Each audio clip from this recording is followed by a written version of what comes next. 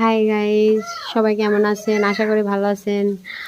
আজকে আমার মা ছাতু করবে। আমার ছাতু খেতে খুব ইচ্ছা করছিল, তো ছাতু করবে। এর জন্য আমার মা সমস্ত জিনিসপাতি রেডি করে রাখছে। এটা আমার মা এখন ছাতু বানাবে।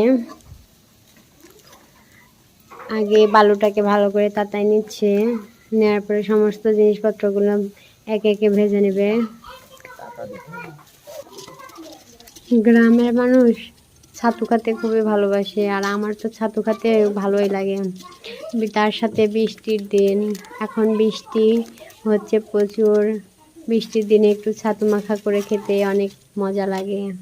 আপনাদের কার কার ছাতু মাখা খেতে ভালো লাগে অবশ্যই কমেন্টে জানাবেন। আর আমার ভিডিওটা না টেনে পুরো ভিডিওটা দেখবেন এবং সবাই পাশে থাকবেন শেষ পর্যন্ত। তো এখন ছোলাগুলোকে ভালো করে সব ছোলা, ভুট্টা, গম যেগুলা ভাজা হয়েছে এগুলো ভালো করে বালুগুলো ঝেড়ে নেব, না হলে খাওয়া যাবে না। তো প্রচুর বালু, তো আমি সব জিনিসগুলোকে একটু ভালো করে বালু টালু বের করে নিচ্ছি যেন খেতে পরে কোনো সমস্যা না হয়।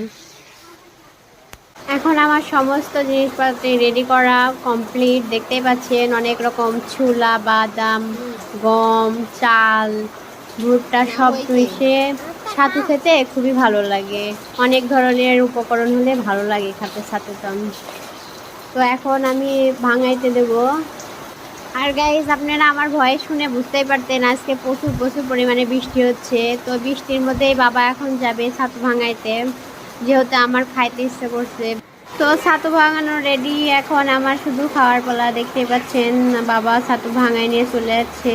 তো শেষ পর্যন্ত আমার ভিডিওটা দেখার জন্য সবাইকে ধন্যবাদ।